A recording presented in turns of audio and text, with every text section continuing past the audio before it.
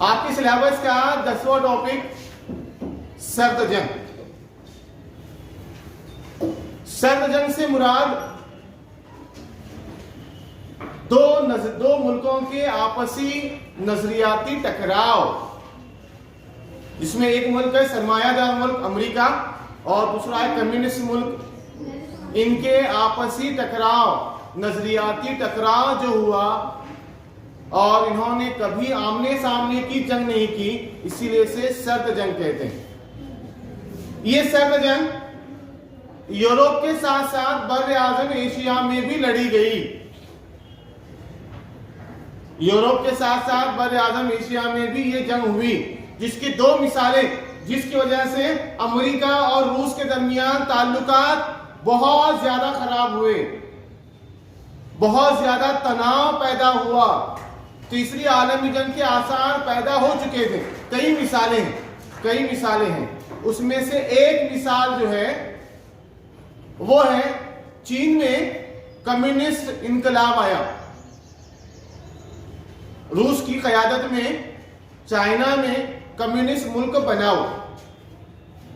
इस वजह से भी अमेरिका और रूस के तनाव और ज्यादा बढ़े, क्योंकि रूस अपने नजरियात को बढ़ावा दे रहा है और उधर अमेरिका भी अपने नजरियात को बढ़ावा दे रहा है। जैसे ही चीन कम्युनिस्ट मुल्क बनने के बाद हालात दोबारा से बहुत ज्यादा तनाव में आ गए। उसके बाद साउथ कोरिया और नॉर्थ कोरिया, शुमाली कोरिया और जनूबी कोरिया, यहां भी तनाव पैदा हुआ। नॉर्थ कोरिया ने यानी शुमाली कोरिया ने कम्युनिस्ट इस नजरिए को अपनाया और इस नजरिए को बढ़ावा देने में रूस का बहुत बड़ा हाथ है। इस वजह से भी तनाव पैदा हुआ। नॉर्थ कोरिया की हिमायत की रूस ने, साउथ कोरिया की हिमायत की अमेरिका ने। एक है सरमायादार, एक है कम्युनिस्ट, यानी दोनों मुल्क अपने अपने नजरिए को बढ़ाना चाहते हैं। इस वजह से चीन की वजह से नॉर्थ कोरिया में कम्युनिस्ट हुकूमत आने से रूस और अमेरिका में तनाव में बहुत ज्यादा इजाफा हुआ, बहुत ज्यादा। जंग के हालात बन चुके थे। इसके अलावा जर्मनी में अमेरिका रूस की क़यादत में बर्लिन वॉल यानी जर्मनी को दो हिस्सों में तकसीम करने वाली दीवार तामीर की गई।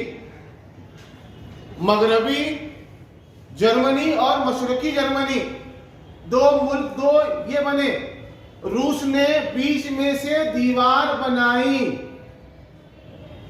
जिससे यूरोप में तनाज़ात बहुत ऊंचे मुकाम पर थी, तनाव बहुत बढ़ता चला गया। जर्मनी के शहर बर्लिन से होती हुई दीवार बनाई गई, दो हिस्सों में तकसीम किया गया। एक तरफ है मशरकी यूरोप, जहां पर कम्युनिस्ट लोगों का दबदबा है, रूस की क़यादत वाला नजरिया वहां हावी है।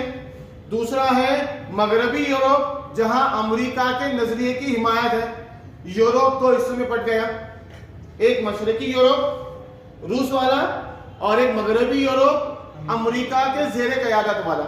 तनाव और बढ़ता चला गया, दोनों मुल्कों के दरमियान तनाव में मज़ीद इजाफा हो। और उसमें मजलिस अक़वाम मुत्तहिदा जो है यूनो, वहां पर क्या हुआ, वहां पर अमेरिका अपने अपने दोस्त ममालिक जो हैं उनकी तरफदारी करना शुरू कर दिया। उनके साथ फौजी मुआहदे शुरू हुए, मुहल्लिक हथियार बनाकर उनको दिया जाने लगा। इधर यहां शुरू हुआ, इधर रूस ने शुरू किया। रूस ने अपने दोस्त ममालिक को क्या किया, उनको बढ़ावा देना शुरू किया, उनके लिए नए हथियार बनाए, गिरोहबंदी की, जमात बंदी की, एक दूसरे के मामले में हिमायत करना शुरू कर दिया। इससे तनाव में बहुत ज्यादा इजाफा हुआ। दुनिया तीसरी आलमी जंग के दहाने पर पहुंच चुकी थी, हालात बहुत खराब हो गए। जंग कभी भी हो सकती थी, लेकिन इसी दौरान एक पॉलिसी शुरू हुई, वो थी दहतान पॉलिसी।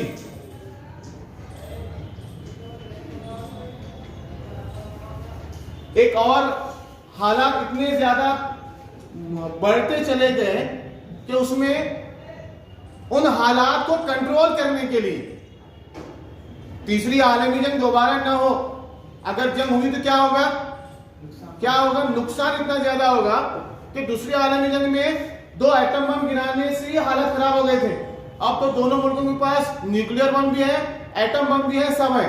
तो इसीलिए हालात को कंट्रोल करने के लिए दहतान दौर शुरू होता है। दहतान कहते हैं कशीदा हालात में कमी करने वाला दौर। 2 मुल्कों के दरमियान जो तनाजात हैं, उन तनाव को कम करने की कोशिश का दौर शुरू हुआ। हालात बहुत खतरनाक हो गए। मिसालें आपको मैं दिया, चीन में और कोरिया में कम्युनिस्ट हुकूमत आई, अमेरिका और रूस में तनाव बढ़ा, रूस ने जर्मनी में दीवार बनाई, हालात और कशीदा हुए और ज्यादा नाजुक हो गए। उसके बाद क्यूबा में हुआ, क्यूबा एक मुल्क है, वहां कम्युनिस्ट हुकूमत आई, वो उस मुल्क को लेकर वापिस झगड़ा बढ़ा, यानी हर मामले को लेकर झगड़ा बढ़ता ही चला गया। अमेरिका अपने अपने दोस्त मुल्कों की मदद करता था, रूस इनकी मदद करता था, यानी सब अपना अपना मुनाफा देख रहे थे, सब अपना अपना काम कर रहे थे।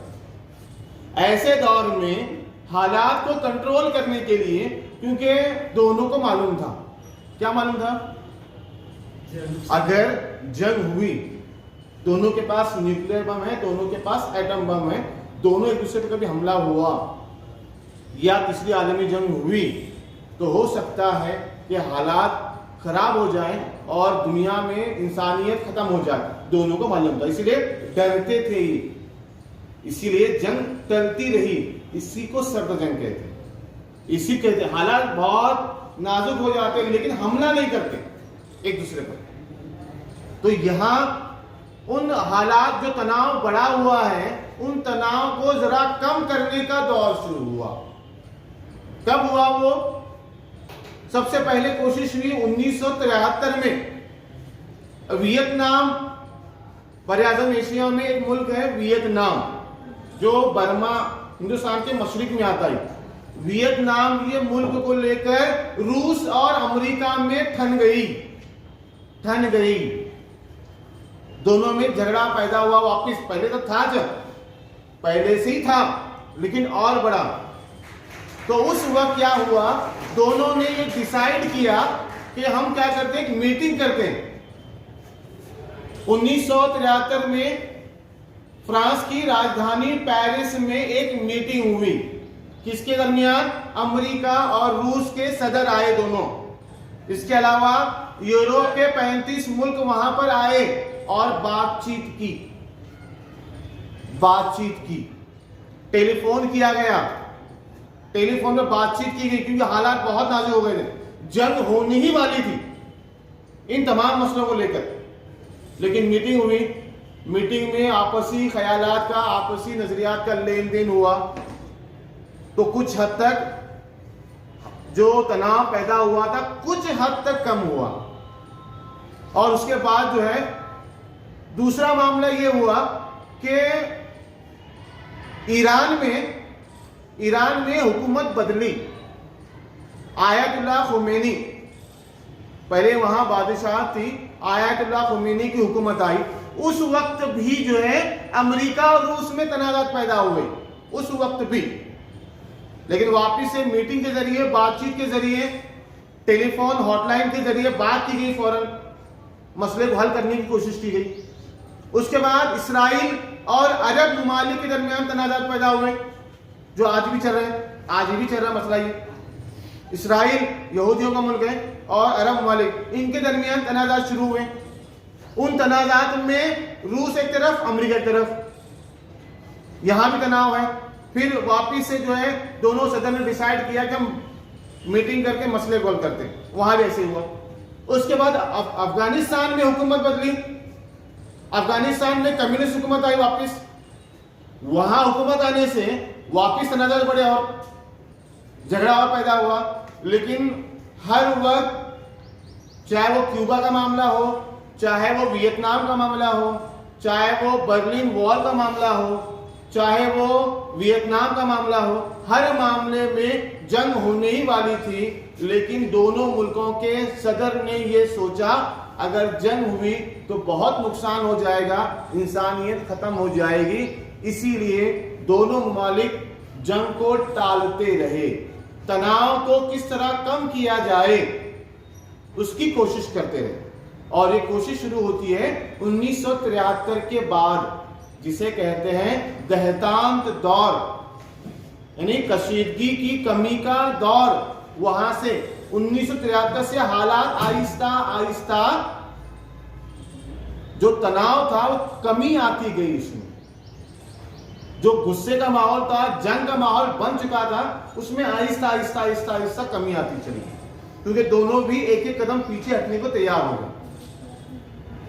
झगड़े का मामला बढ़ चुका था। मैं मिसालें दिया हूं सभी। कौन सी मिसालें ये? एक तो क्यूबा का है, एक तो वियतनाम का है, एक चीन का है, एक नॉर्थ कोरिया का है, और उसके बाद एक बर्लिन वॉल का मामला है।